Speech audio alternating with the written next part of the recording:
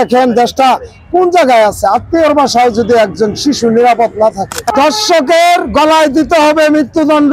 এটা অন্যদিকে দেশের আশ্রিত রোহিঙ্গা আগের তুলনায় দর্শন বাড়ছে, এটা বলা যাবে। আমরা তাদেরকে ক্ষমতা ছাড়তে বলবো না, আমরা বলবো এই ধরনের আলোচনা আমাদের সাথে করেন। এই দর্শনের নিরসনের অনেকটা রাস্তা বেরিয়ে আসবে। এই দর্শনের সাথে শুধু দর্শন জড়িত না, এই দর্শনের সাথে আরো 5টি কারণ রয়েছে।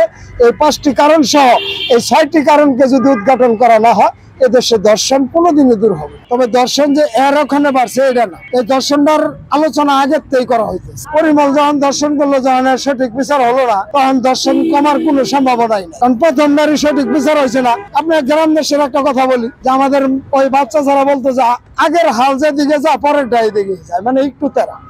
পরিমল যে দেখে গেছে পরের ডে দিকেই যাবো, এটা একটু তেরা। হয়তো পরিমলের যাবেন না 12-14 মাস হয়েছে, এদের যাবেন না 18-20 মাসে হবে। এটুকুই বিচার হবে। এদের সে ন্যায় বিচার কিভাবে পাবে? ন্যায় বিচার পাইলে তো এই রিক্সাওয়ালারা আজকে অবহেলিত থাকবে। আজকে এই রিক্সা চালকরা এই যে রোহিঙ্গার লেগে মানবাধিকারের জাতিসংঘের প্রেসিডেন্ট হইতেছে, কি রোহিঙ্গাই ইস্যু। এটা অন্যদিকে দেশের আশ্রিত রোহিঙ্গা বাংলাদেশে আশ্রয় দেওয়া হয়েছে, তাদের জন্য জাতিসংঘের প্রেসিডেন্ট আসে। বাংলাদেশে অবহেলিত রিক্সা চালক, তাদের চেহারা আপনারা দেখাবেন দেশবাসী। দেশবাসীর কোনো মানবতা নাই।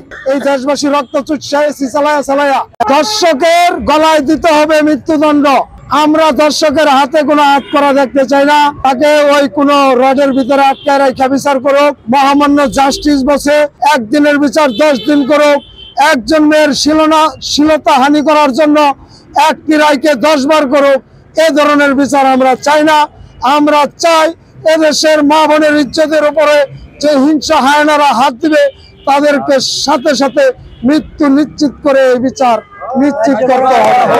তাছাড়া আমরা রিক্সা চালাবো। ধন্যবাদ। আমি বলবো যে দর্শন যে জিনিসটা, এটার প্রথম কারণ হইলো কি জানেন? তার প্রথম কারণ হইলো অভিভাবকের অনুভূতি। আপনি যে একজন মেয়ের বাবা বা আপনি একটা মেয়ের মা, আপনার মেয়ের অনুভূতি যদি আপনারা দুইজনে না বুঝেন, তাহলে অন্য কেউ বুঝবে। আপনাকে সবসময় এই জিনিসটা ফিল করতে হবে। আর ওই যে মেয়েটা নিয়ে গেছে, এটা কিন্তু মানে প্রতিবেশী আত্মীয়, মনের বাসায় গেছে। এখন দেখেন দেশটা কোন জায়গায় আছে। আত্মীয়র বাসায় যদি একজন শিশু নিরাপদ না থাকে, যারা এখন শাসন ব্যবস্থা নিয়ে আছে, আমরা কি রিক্সা চালক তাদেরকে বলবো আপনারা ক্ষমতা ছেড়ে দেন? এই কথা আমরা বলবো? আমরা তাদেরকে ক্ষমতা ছাড়তে বলবো না, আমরা বলবো এই ধরনের আলোচনা আমাদের সাথে করেন। এই দর্শনের নিরসনের অনেকটা রাস্তা বেরিয়ে আসবে। এই দর্শনের সাথে শুধু দর্শন জড়িত না, এই দর্শনের সাথে আরো 5টি কারণ রয়েছে। এই 5টি কারণ সহ এই 6টি কারণকে যদি উদ্ঘাটন করা না হয়, এদেশে দর্শন কোনোদিনই দূর হবে। ওই মেয়েরা পড়ালেখা বাদ দিয়ে রাস্তাঘাট আটকে আন্দোলন করতে হবে।